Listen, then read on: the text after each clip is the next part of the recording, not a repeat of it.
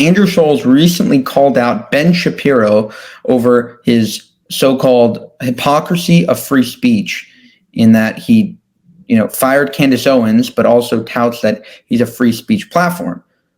He's wrong, but let's see what he has to say over here.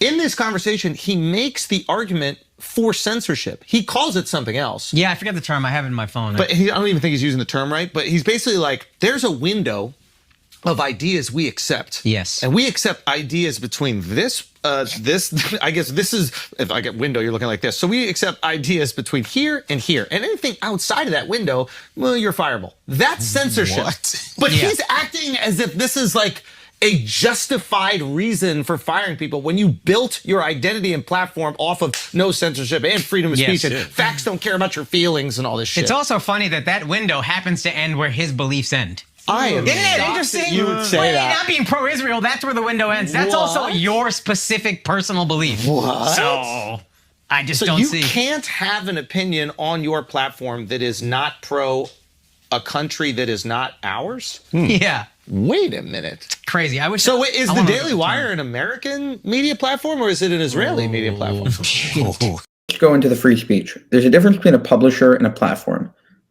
Something like a Twitter, which is a platform. Censorship would be if, someone said something on Twitter that I disagreed with, and I was the owner of Twitter, and I, delete their account or suspend their account. That goes with all platforms: Instagram, Facebook, TikTok, etc.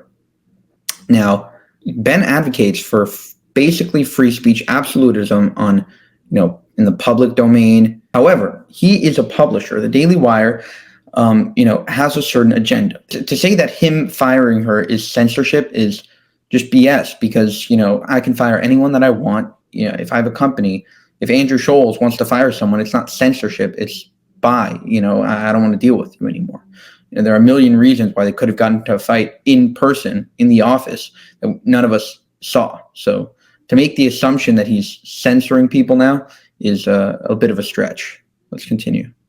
I'm just asking. This guy's cooking. I'm just asking. If the rule is, I'm just saying, if the rule is you cannot be critical, because he has no problem being very critical of America. Yep. He's critical of the left in America. Left is half the country. You have no problem eviscerating half of the country. That's the current party in power. But you can't criticize Israel as a country. That's just another country, unless you're saying, and you're clearly admitting, that the Daily Wire is an arm of the Israeli, I guess, media or propaganda machine. Is that? Oof. Are you manipulating the religious right in America?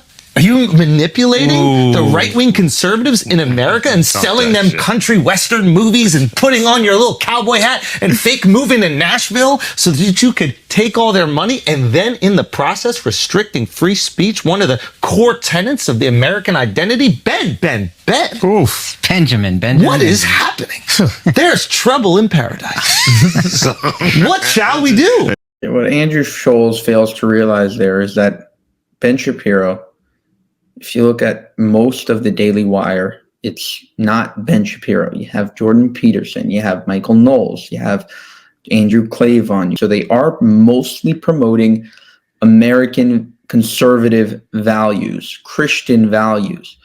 The idea that they're, a leg of the Israeli government, an arm of the Israeli government, is BS, because most of the time there isn't any talk about the Middle East. He's probably made, out of the thousands of videos he's made on his YouTube channel, he's probably made maybe a couple hundred, maybe 100 on the Middle East.